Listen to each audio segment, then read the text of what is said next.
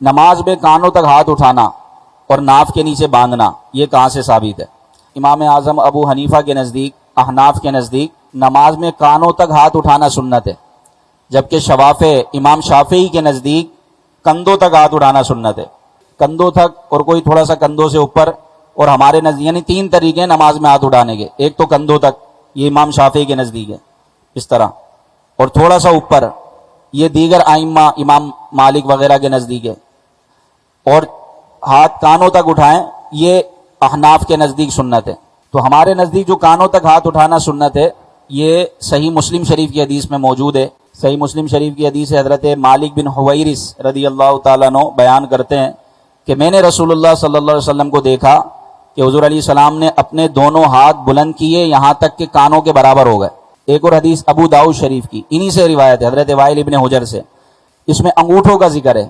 حضرت وائل ابن حجر فرماتے ہیں کہ میں نے نبی پاک صلی اللہ علیہ وسلم کو دیکھا کہ حضور نے اپنے دونوں انگوٹھوں کو کان کی لو تک بلند کیا، یہ جو احناف ہم لوگ کرتے ہیں، تو یہ ابو داؤد شریف کی حدیث ہے۔ اسی طرح سنن نسائی میں، مسند احمد بن حنبل میں، اور موطا امام مالک میں حضرت عبداللہ ابن عمر کا طریقہ لکھا ہے کہ حضرت عبداللہ ابن عمر یعنی فاروق اعظم کے شہزادے، یہ جب نماز پڑھتے تو نماز میں کانوں تک ہاتھوں کو بلند کرتے۔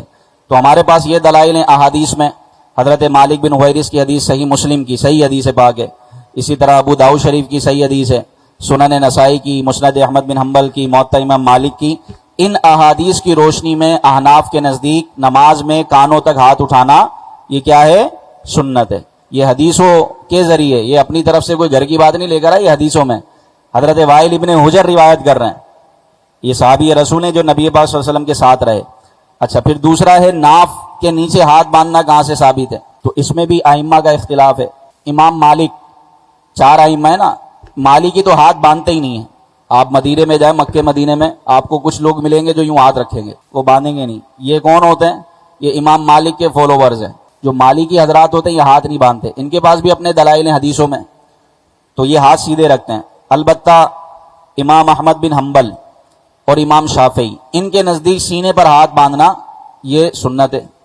شوافع یعنی سینے پر ہاتھ باندھنا، یہ بالکل یہاں پر نہیں، یہ تو کسی کے نزدیک نہیں ہے ایسے کرنا، یہ سینے پر ہاتھ رکھنا اس طرح، یہ شوافع کے نزدیک سنت ہے۔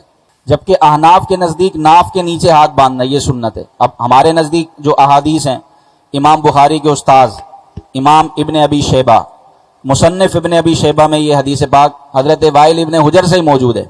حضرت وائل ابن حجر روایت کرتے ہیں کہ میں نے نبی پاک صلی اللہ علیہ وسلم کو دیکھا کہ آپ اپنے سیدھے ہاتھ کو الٹے ہاتھ پر رکھتے اور تحت السرہ، ناف کے نیچے رکھتے۔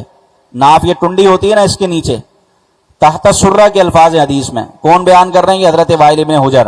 اور روایت کون کر رہے ہیں؟ کس کتاب میں؟ مصنف ابن ابی شیبہ، یہ امام بخاری کے استاد ہیں جن سے امام بخاری نے پڑھا ہے، ان کے استاد اس کو روایت کر رہے ہیں۔ دوسری حدیث حضرت علی کرم اللہ تعالی وجہ الکریم، مولا علی بیان کرتے ہیں، یہ مسند احمد بن حنبل، مصنف ابن ابی شیبہ دونوں میں یہ موجود ہے۔ مولا علی کہتے ہیں من سنت الصلاۃ، نماز کی سنت میں سے یہ ہے وضع الایدی تحت السرہ، کہ ہاتھوں کو ناف کے نیچے رکھنا، ہاتھوں کو ناف کے نیچے رکھنا یہ سنت میں سے، نماز کی سنت میں یہ ہے کہ اپنے ہاتھوں کو ناف کے نیچے رکھا جائے۔ تو مولا علی بھی اس کو بیان کر رہے ہیں اور فرما رہے ہیں یہ نماز کی سنت ہے کہ قیام میں ہاتھ اپنے ناف کے نیچے رکھیں۔ یہ احناف کے نزدیک احادیث، جو احادیث ناف کے نیچے رکھنے والی ہیں ان پر ہمارا عمل ہے۔ تو احناف یعنی امام اعظم ابو حنیفہ کے نزدیک جو ہم لوگ ناف کے نیچے ہاتھ باندھتے ہیں تو وہ ان احادیث کی روشنی میں باندھتے ہیں، کیونکہ مولا علی فرما رہے کہ سنت نماز میں سے یہ کہ ناف کے نیچے ہاتھ باندھا جائے۔